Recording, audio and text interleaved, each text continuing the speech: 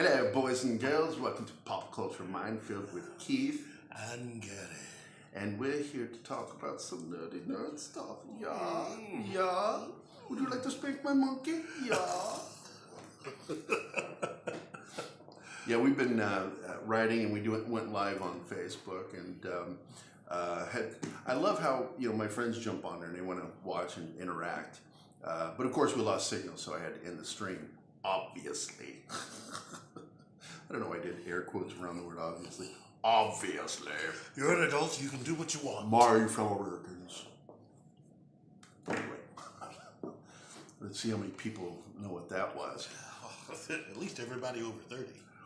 If you're over 30, you should know what I just did. This is going to be the Wednesday episode. We're going to be talking about some really cool stuff. We're going to be talking about Godzilla. Gojira! And we're going to be talking about the issues that are going on with the new release of the film. We're going to be talking about the potential concerns over Godzilla versus Kong.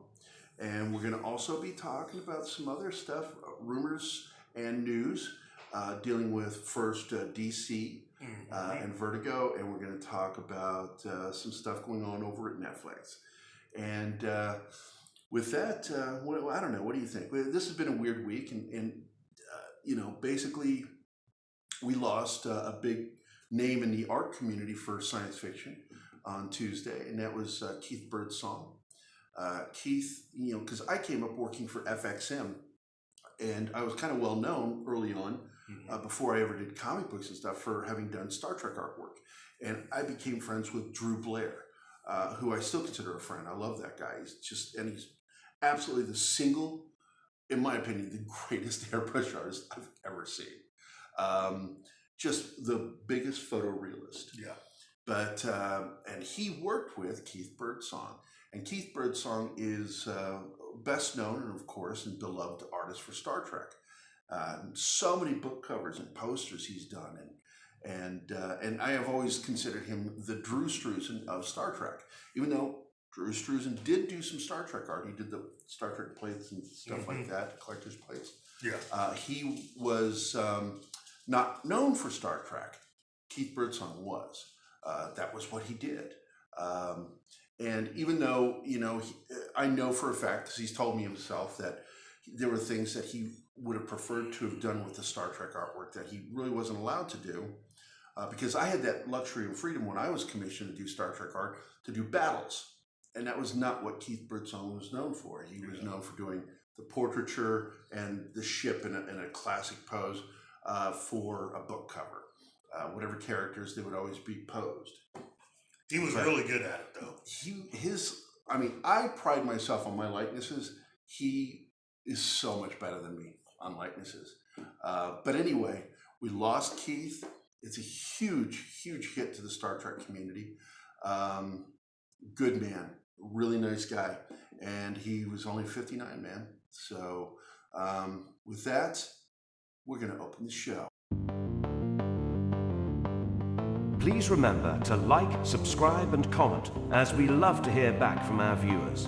Also, if you enjoy our videos, please consider becoming a patron of our show through Patreon and or GoFundMe. Links are listed below the video in the description.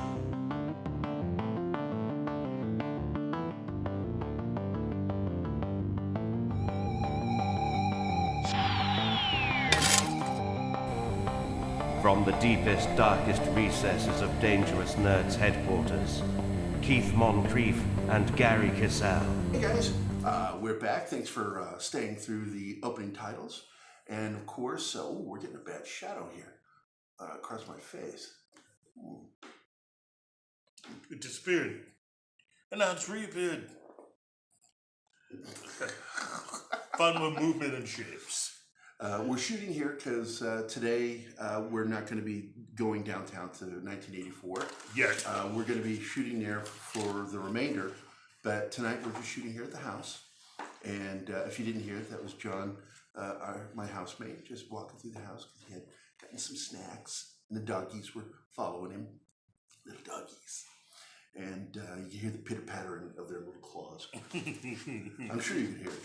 But anyway, we're going to be talking about some stuff here, and Keith has, of course, profound opinions. He's got opinions that are profound on the subjects of things. So stay. And I guess we'll just go ahead and start with. Well, I mean, Godzilla opened last Friday. Yeah, and I've seen it. You've not seen it yet. Yeah, I've not seen it yet. So, give me a quick, just one sentence, what you thought of the movie. Oh well, it's like I said on my Facebook post. It's just basically look, big plotting. There's a lot of plotting going on. It relies a lot on plot. Very thin story. It's a very simple story, but I like that because that allows us to get to know the characters better. A lot of character development, and there's a lot of action, and we finally got that. I mean, I don't want to poke fun at the 2014 Godzilla film, but he tried to do with that film Gareth Edwards. Gareth Edwards tried to do what Steven Spielberg did with Jaws and keep the monster back.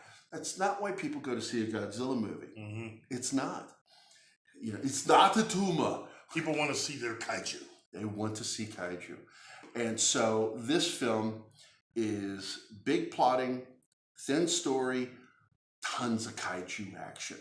And I was so enamored with this film. I squeed so many times. 8-year-old you was totally It's down. 13-year-old. Oh, sorry. 8-year-old me was dumb.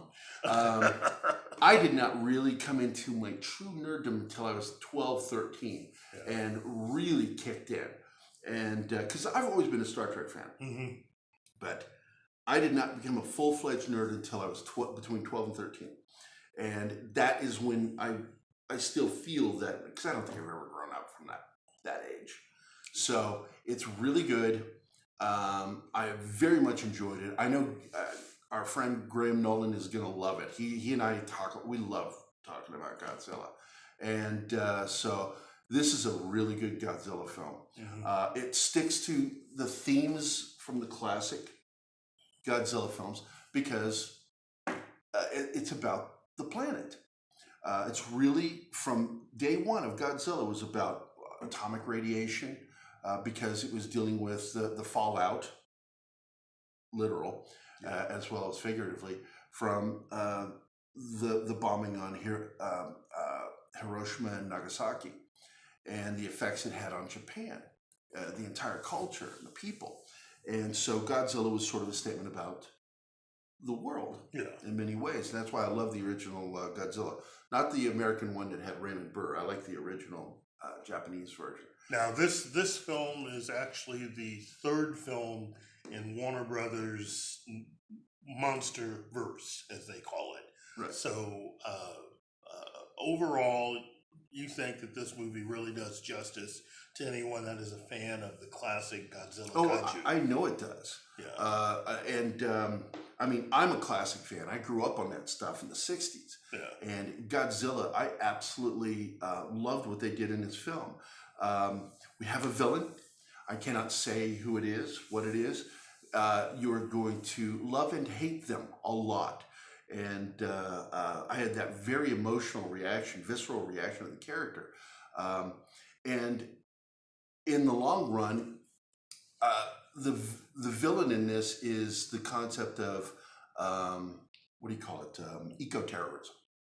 These people who feel that they have the right to do something because they're saving the planet. And this really addresses that.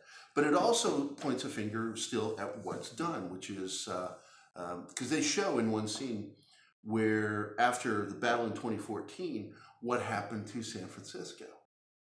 And it's overgrown because of the radiation. These new flora is growing up out of the city.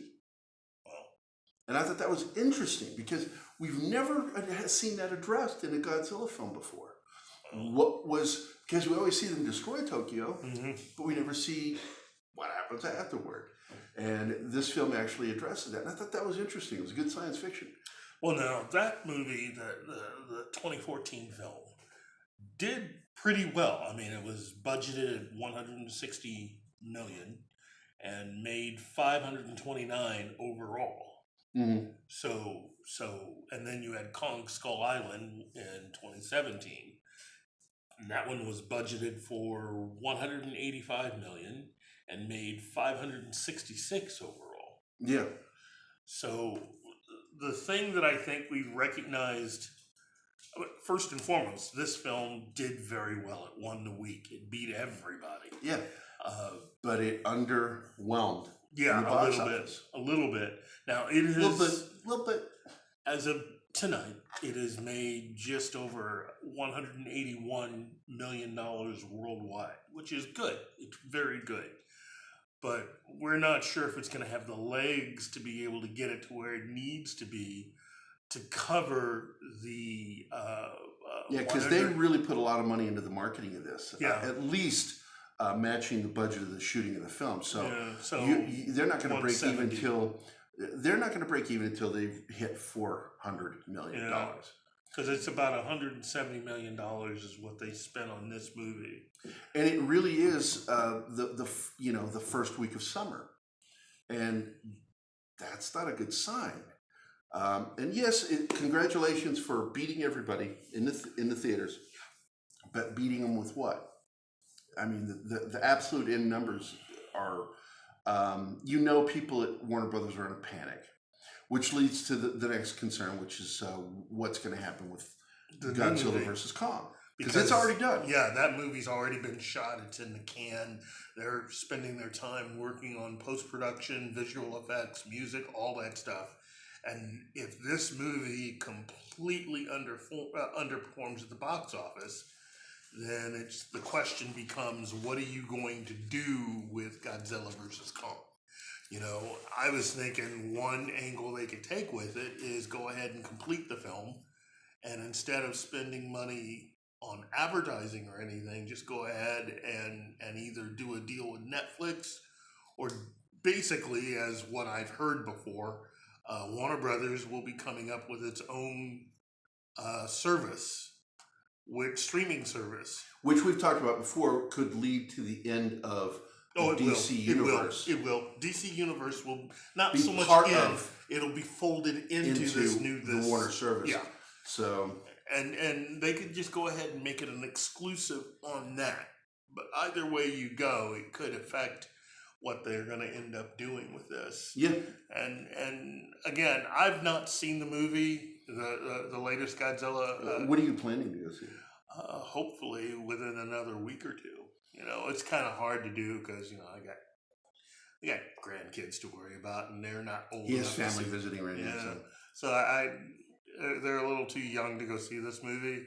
But I've been looking forward to it. I've been looking forward to ever since really San Diego of 2018, San Diego Comic-Con, when they had that really cool trailer come out. I have been totally down with what they want to do with this. Well, we do get, just to let you know, we actually see more kaiju than the ones we know about through the advertising. Yeah, that's what I was thinking. So I'm all for it. I'm hoping this movie does well. I'm hoping it starts to show that it's got legs. That's really what it needs. I'm hoping the same thing too, because I don't want to see them fail. Yeah, I really don't. Yeah, it wouldn't be good. But on to our next story, and unfortunately, again, we're going to stick with Warner Brothers here. It's looking like DC Comics' Vertigo line is going to come to a close after 26 years. The imprint known for Animal Man, Hellblazer, aka Constantine, which is really the only thing I enjoyed. Yeah, back in the 80s, I that was the only thing from them that I enjoyed. Because there's a lot of stuff that Vertigo had. Yeah, that was it for me. For many other people, it's Doom Patrol, it's Swamp Thing, and of course, yeah. Because I did not read Doom Patrol when it first came out. In the 80s, not the first. Yeah, I like classic Doom Patrol myself, but that's just me. Yeah, back when it was still a comic for kids. Yeah, but for me, the title of Vertigo really comes down to two things: Preacher and Sandman. Those are the two definitive titles, in my opinion. and Sandman especially is just it's a seminal work, and I think I did not read the Vertigo updated version. oh okay Like I said, I was really not into Vertigo, what they were doing. I mean, I got it, yeah but for some reason the titles just didn't get me. Constantine was different for me because yeah there was something really cool about that character for me. yeah And I was not into Alan Moore's run on Swamp Thing. yeah You know, a lot of people like Alan Moore. I really think he's a hack writer. I really don't like his writing. I think that he steals from people and then takes credit for being a genius yeah. when he's just really good at putting things together from other people. And but that's just me. I'm kind of an asshole. I'm an artist. We're critical of writers. Well, it's definitely going to be a different sort of look from DC, you know, with the loss of Vertigo. Hopefully, those particular, and this is within, you know, this is an about face from what they've announced, because they announced all of this major stuff, including stuff coming from Vertigo. So this news is definitely a surprise for many of the people at Vertigo and many employees of DC. And combined with the news about Tom King, they may be related, may not be related, whatever. This is just part of a whole lot of new changes for DC Comics, hopefully in a positive direction for them. For me, I just don't see any real good coming from getting rid of Vertigo, because Vertigo was a very unique imprint for them. And as again, with all of these comics that I've just named, a lot of this stuff probably would have never seen the light of day without Vertigo. So, you know, I'm just, I'm sad, but hopefully this will lead to something bigger and better from DC Comics in the future. I don't see that, but I'm crossing my fingers too and hoping for the best. I got to be honest, I'm not impressed with the comic industry right now. They are in a depression. Commercially, they're in a spiral downward failure loop, and it's kind of sad to watch it because and this falls under some of the stuff that I've talked about before with, you know, they're trying to be niche, yeah, when they were already niche, yeah, and they're trying to become a different kind of niche, and it's not working. You have a fan base. There's a built-in fan base. And the problem is right now, and I found it funny with Ron Howard saying what he said this week. I said, look, I'm not mad at Ron. I love Ron Howard. I love his films. But he's in the middle of that universe out in Hollywood. And he doesn't understand that if you say things like the trolls brought down Solo, right? That's what they're saying. Mm-hmm. Mm-hmm. Well, then it sounds to me like you don't know how to market your film.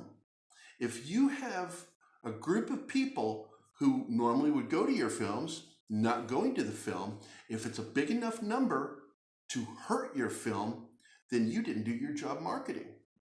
That's really what it's about. They like to point that finger, but they need to point it right back at themselves. This is all about marketing.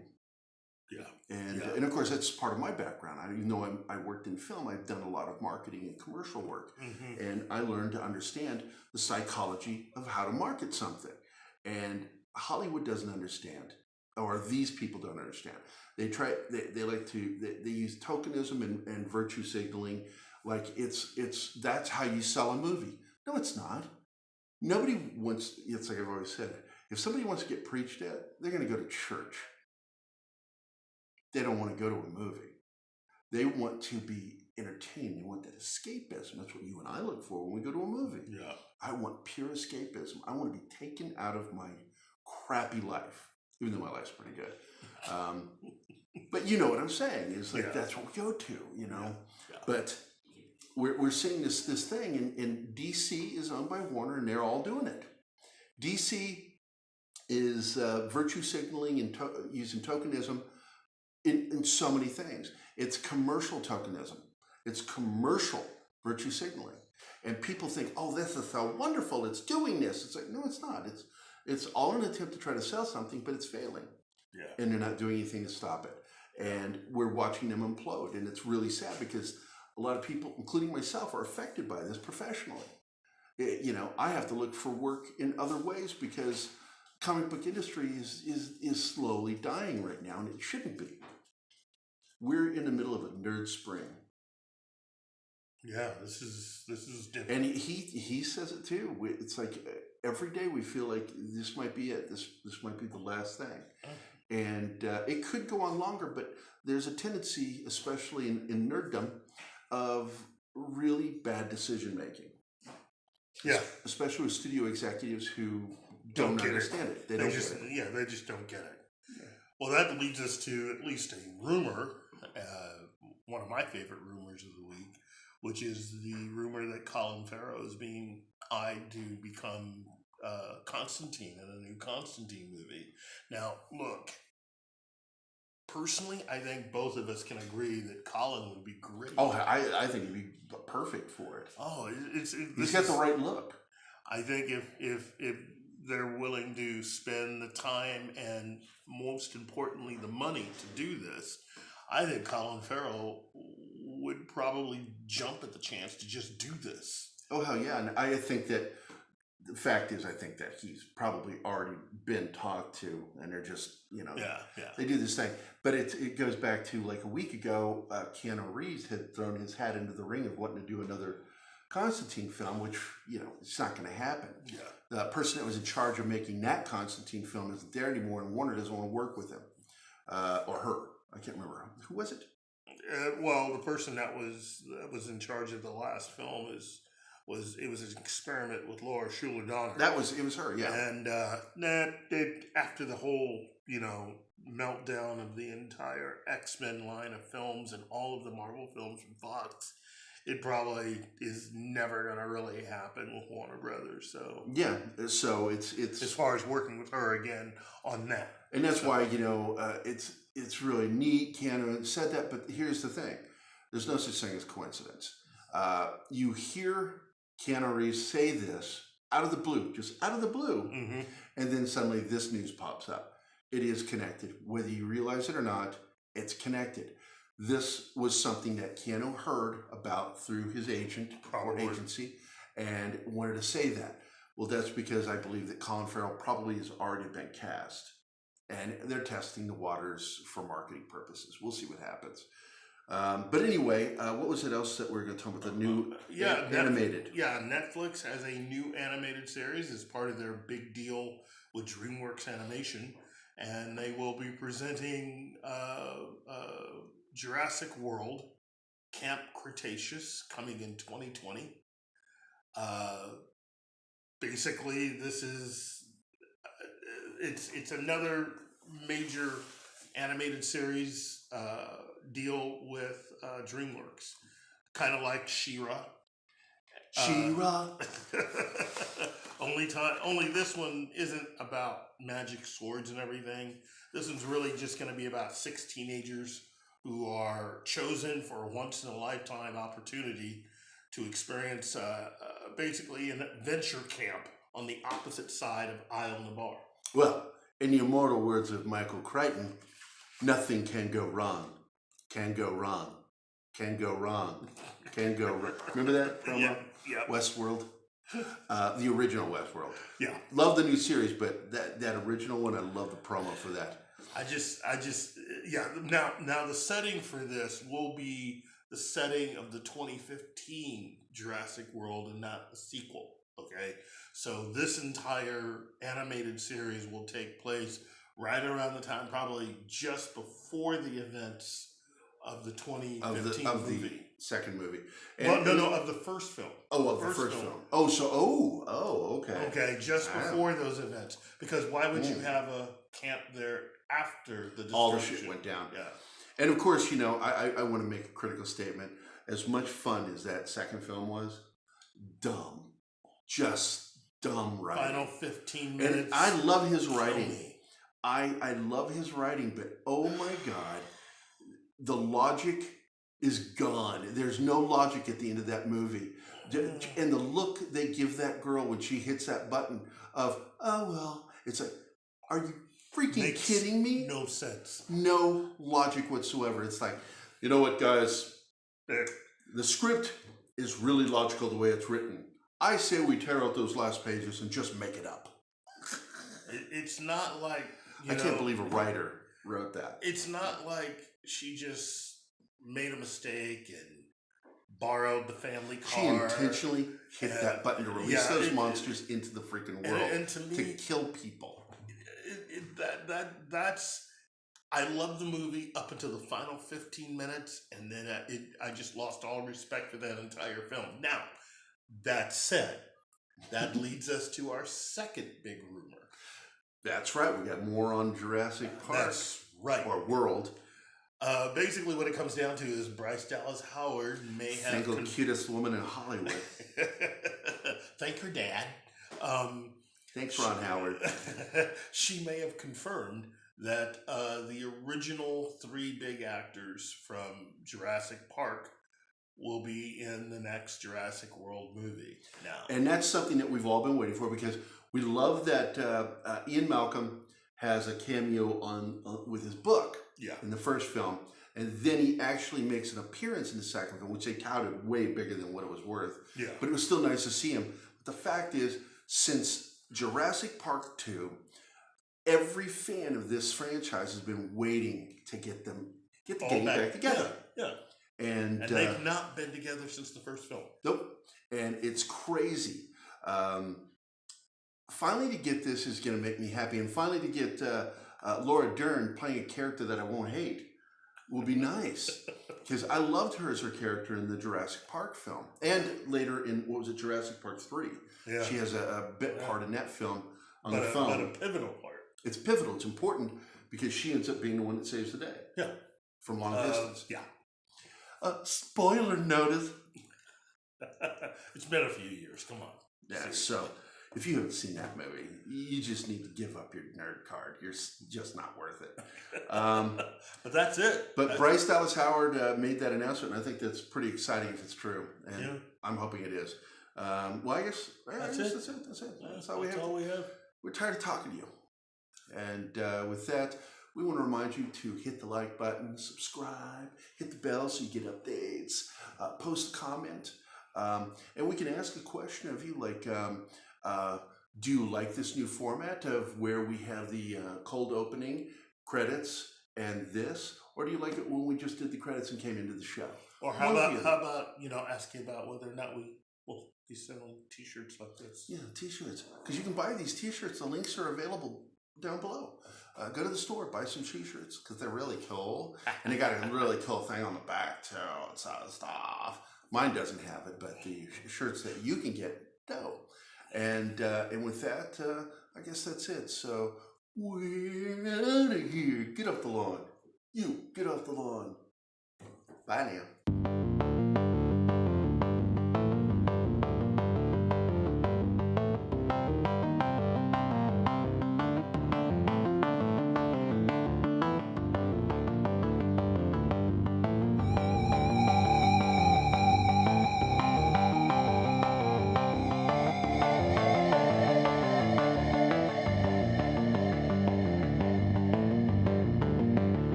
Y'all come back now, you hear?